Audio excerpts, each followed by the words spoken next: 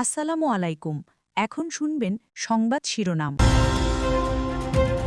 যুদ্ধ, সংঘাত, হানাহানি বন্ধের আহ্বানে জাতিসংঘের সাধারণ অধিবেশন শুরু। চলমান সহিংসতার জন্য মহাসচিবের ক্ষোভ, অকার্যকর সংস্থা বললেন ট্রাম্প। শাপলার বদলে এনসিপিকে অন্য প্রতীক প্রস্তাবের আহ্বান ইসির। সংসদ নির্বাচনে পুলিশের ব্যবহারের জন্য কেনা হচ্ছে 40,000 বডি ক্যামেরা। রাজধানীর মহাখালীতে পেট্রোল পাম্পে বিস্ফোরণ, দগ্ধ 7 জনকে ভর্তি করা হয়েছে বার্ন ইনস্টিটিউটে। নাগরিক নিরাপত্তা নিয়ে শঙ্কা। আসসালামু আলাইকুম। এতক্ষণ শুনছিলেন সংবাদ শিরোনাম, এখন শুনবেন বিস্তারিত। বিশ্বজুড়ে চলমান যুদ্ধ, সংঘাত এবং হানাহানি বন্ধের আহ্বানের মধ্য দিয়ে শুরু হলো জাতিসংঘের 80তম সাধারণ অধিবেশন। মূল অধিবেশনে দেয়া ভাষণে জাতিসংঘ মহাসচিব অ্যান্টোনিও গুতেরেস ক্ষোভ জানিয়ে বলেন, বিশৃঙ্খলা ও দুর্ভোগের যুগে প্রবেশ করেছে বিশ্ব। শান্তি এবং স্থিতিশীলতা পথগুলো একে একে বন্ধ হয়ে যাচ্ছে বলে অভিযোগ করেন তিনি।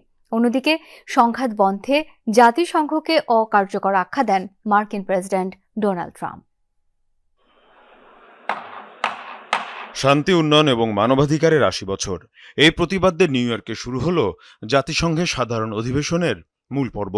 বিশ্বের বিভিন্ন দেশের নেতাদের পাশাপাশি অংশ নেন বাংলাদেশের অন্তর্বর্তী সরকারের প্রধান ডক্টর মোহাম্মদ ইউনূস। স্বভাবতই এবারের আয়োজনে গুরুত্ব পেয়েছে বিশ্বের বিভিন্ন দেশে চলা সংঘাত ইস্যুটি। একদিকে রাশিয়া ইউক্রেন যুদ্ধ, অন্যদিকে গাজা ইসরায়েলি আগ্রাসন সহ বিশ্বজুড়ে বিভিন্ন সংঘাত আর লড়াইয়ের কথা তুলে ধরেন জাতিসংঘ মহাসচিব। আমরা বেপরোয়া, বিশৃঙ্খলা এবং মানবিক দুর্ভোগের যুগে প্রবেশ করেছি। শান্তি ও উন্নয়নের যে পথগুলো রয়েছে সেগুলো ধীরে ধীরে বন্ধ হয়ে যাচ্ছে। গাজার ভয়াবহতা 3য় বছরের দিকে এগিয়ে যাচ্ছে। মৌলিক মানবতাকে অবজ্ঞা করার ফল এগুলো। জাতিসংঘের বাৎসরিক অধিবেশনে আগ্রহের কেন্দ্রে ছিল মার্কিন প্রেসিডেন্টের ভাষণ। এ সময় সংঘাত বন্ধে ব্যর্থতার অভিযোগে জাতিসংঘের ওপরই ক্ষোভ ঝাড়েন ডোনাল্ড ট্রাম্প। জাতিসংঘের অসাধারণ সম্ভাবনা রয়েছে, কিন্তু সংঘাত বন্ধে এটি অকার্যকর। তাই আমাকেই সংঘাত থামাতে হয়েছে। আমি 7টি যুদ্ধ থামিয়ে দিয়েছি। এসব যুদ্ধ থামানোয় আমি নোবেল শান্তি পুরস্কার পাওয়ার যোগ্য। ফিলিস্তিনকে স্বাধীনতার স্বীকৃতি দিলে তা হামাসকে পুরস্কৃত করবে বলেও মন্তব্য মার্কিন প্রেসিডেন্টের। গাজায় চলমান যুদ্ধ অবশ্যই বন্ধ হওয়া উচিত, কিন্তু ফিলিস্তিনকে স্বাধীনতার স্বীকৃতি দিলে তা হামাসের সন্ত্রাসী কার্যক্রমকে পুরস্কৃত করা হবে। 7 অক্টোবরের ঘটনা কেউই আমরা ভুলে যাইনি। এবারের অধিবেশনে সভাপতিত্ব করছেন জার্মানির সাবেক পররাষ্ট্রমন্ত্রী অ্যানালিনা বেয়ারবক। অংশ নিয়েছেন বিশ্বের প্রায় 150টি দেশের রাষ্ট্র সরকার প্রধান সহ বিভিন্ন পর্যায়ের প্রতিনিধিরা।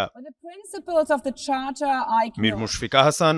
জানেন যে ইতিমধ্যে যে 23 থেকে 27 তারিখ পর্যন্ত যে জেনারেল ডিবেটটি সেটি আসলে ইতিমধ্যে শুরু হয়ে গিয়েছে যুক্তরাষ্ট্রের প্রেসিডেন্ট ডোনাল্ড ট্রাম্পের বক্তব্যের মাধ্যমে, এবং তারপর পরই আসলে ইন্দোনেশিয়ার প্রতিনিধি তিনি আসলে কথা বললেন, এবং এই মুহূর্তে রিসেপ তাইয়েপ এরদোগান তিনি আসলে কথা বলছিলেন। ফলে যেই 23 থেকে 27 তারিখ পর্যন্ত যেই 4 থেকে 5 দিন মূলত একটা এক্সাইটিং মোমেন্টাম থাকে মূলত পুরো এই জেনারেল অ্যাসেম্বলি জুড়ে, সেটি শুরু হয়ে গেছে। এবং সেখানে যুক্ত হতে আনুষ্ঠানিকভাবে আজকে বাংলাদেশের প্রতিনিধি এবং বাংলাদেশের অন্তর্বর্তীকালীন সরকারের প্রধান প্রফেসর ডক্টর মোহাম্মদ ইউনূস তিনি কিন্তু ইতিমধ্যে যুক্ত হয়েছেন, যেখানে আসলে বিশ্ব নেতাদের সাথে তিনি আসলে কথা বলবেন।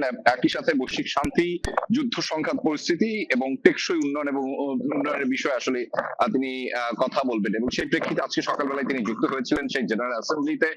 তারপরে আজকে মূলত তার 7টি প্রোগ্রাম রয়েছে, কর্মসূচি রয়েছে। সেই কর্মসূচির মধ্যে দ্বিতীয় কর্মসূচি হিসেবে রয়েছে বিশ্ব বাণিজ্য সংস্থার মহাপরিচালকের সাথে বৈঠক রয়েছে, এবং সেটি আসলে ইতিমধ্যে সম্পূর্ণ হয়ে গিয়েছে। সেখানে মূলত বাংলাদেশের রপ্তানি সুবিধা, বিশেষ করে তৈরি পোশাক খাতের বাজার সম্প্রসারণ এবং উন্নয়নশীল দেশগুলোর বাণিজ্য সুযোগ বাড়ানো, বৈষম্য কমাতে তিনি আসলে আলোচনা করেছেন। একই সাথে সকাল 11টায় অর্থাৎ স্থানীয় সময়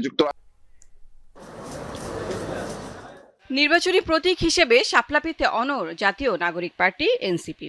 দল নিবন্ধনের আবেদনের দুবারই শাপলা প্রতীক বরাদ্দ চেয়েছে দলটি। সোমবার সিইসির সাথে বৈঠকের পর আবারও প্রতীকের ব্যাপারে এনসিপি জানায় সুদৃঢ় অবস্থান। শাপলা, সাদা শাপলা অথবা লাল শাপলা, এই 3টির মাধ্যমে হতে হবে। ভেটিংয়ের জন্য পাঠানো আচরণবিধি এবং প্রতীক তালিকা অনুমোদন দিয়েছে আইন মন্ত্রণালয়। তালিকার ১১৫টি প্রতীকের মধ্যে নেই শাপলা, বাদ যায়নি নৌকা প্রতীক। এনসিপি শাপলা প্রতীক পাচ্ছে না, কারণ হচ্ছে যে আমাদের ১১৫টার যে শিডিউলটা করা হয়েছে সেখানে শাপলা প্রতীক নেই। নিয়মটা হচ্ছে যে সংরক্ষিত প্রতীক যেটা আছে সে প্রতীকের ভিতর থেকে একটা নিতে হবে। সে প্রতীকে যদি শাপলা প্রতীক না থাকে তাহলে দেওয়ার সুযোগটা কোথায়? বিকল্প একটা প্রস্তাব আমাদের কাছে পাঠাতে হবে এবং ওনারা এটাকে জানেন যে এটা নাই।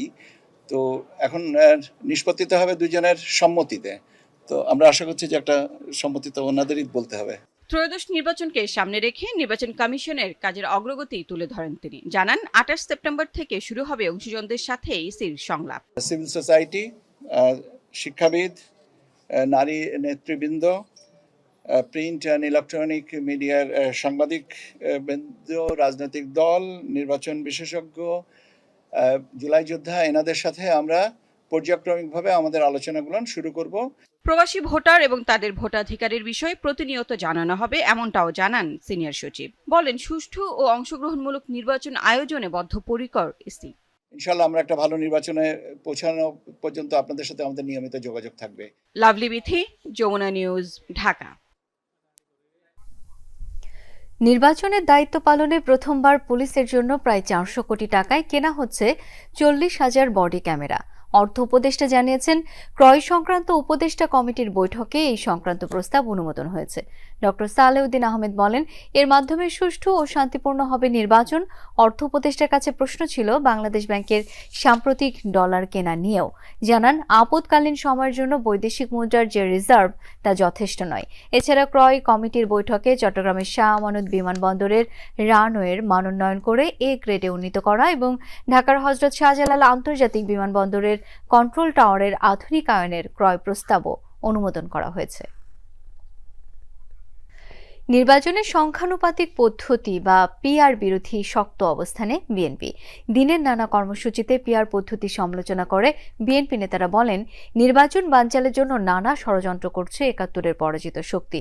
অন্যদিকে নির্বাচনে দলীয় মনোনয়ন পেতে নেতাদের জনবান্ধব কর্মসূচি বাড়ানোর আহ্বান জানানো হয়। রাজধানী ও দিনাজপুরে আলাদা অনুষ্ঠানে এসব কথা বলেন বিএনপি নেতারা। আসন্ন জাতীয় সংসদ নির্বাচনে সংখ্যানুপাতিক বা পিআর পদ্ধতি নিয়ে পাল্টাপাল্টি অবস্থানে রাজনৈতিক দলগুলো। বিএনপির স্থায়ী কমিটির সদস্য ডাক্তার এজেডএম জাহিদ হোসেন বলেন, দেশের মানুষ সরাসরি ভোটে অভ্যস্ত। দুর্গাপূজা উপলক্ষে দিনাজপুরের হিলিতে শুভেচ্ছা বিনিময় অনুষ্ঠানে এসব কথা বলেন তিনি। যারা পিআরের কথা বলছেন তাদের ব্যাপারে আমাদের বক্তব্য, ঠিক আছে, আপনার নির্বাচনী ম্যানিফেস্টোতে এটা দিন, জনগণ যদি আপনারটা বেছে নেয়, ঠিক আছে, আগামী নির্বাচন আপনার ওইটার মধ্যেই হবে। কোনো অধ্যাদেশ করে, কোনো প্রেসিডেন্সিয়াল প্রোক্লামেশন করে দয়া করে চাপিয়ে দিলে পরবর্তী এইটা